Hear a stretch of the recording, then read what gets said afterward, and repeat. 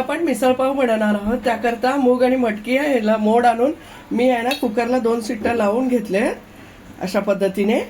त्यानंतर आहे ना त्याला लागणारं साहित्य मी खोबरं असं बारीक चिरून म्हणजे असं पद्धतीचे काप करून लाल करून घेतले.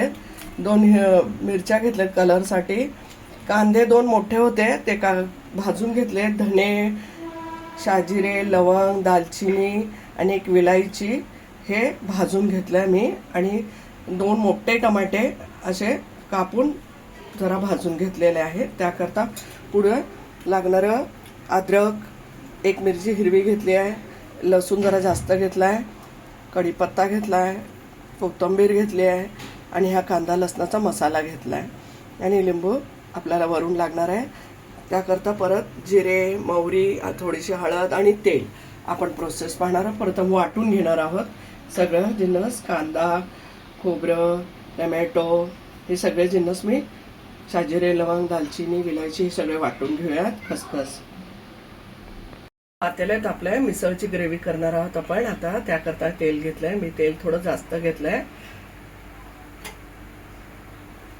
तेल तुम्हाला केवढं पाहिजे तेवढं तुम्ही टाकू शकता. मोहरी टाकून घेतली मी.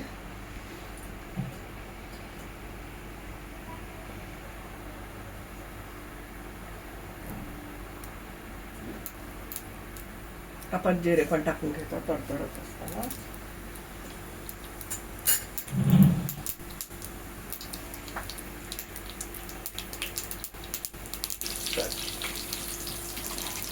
आपण लसूण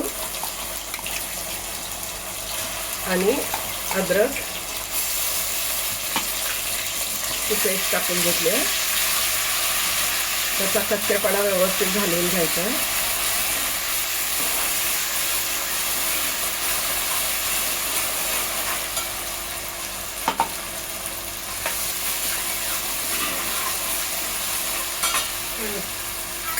हळद टाकून घेणार आहोत थोडीशी, जास्त नाही.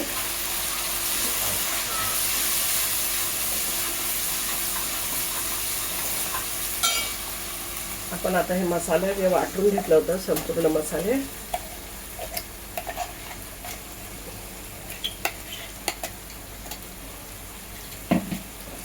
आपण हे परतून घ्यायचे.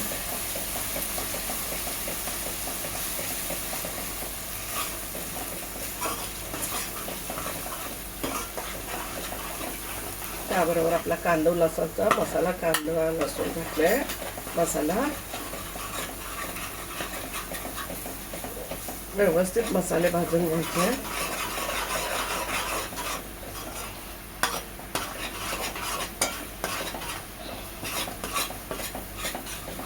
उसळ पण टाकून घेतली आहे.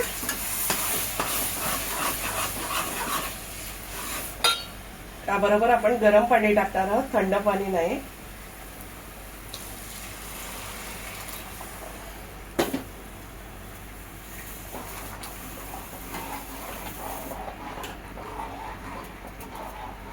तुम्हाला ग्रेव्ही किती हवी आहे किती नाही. मी आहे ना मिक्सरची भांडी आपली धुवून त्याच्यात टाकलं आहे.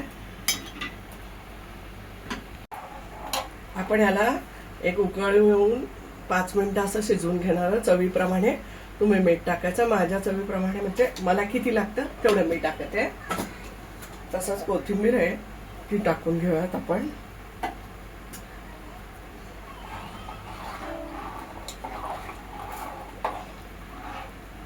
हे 2-4 मिनिटे चांगली उकळून घेऊयात.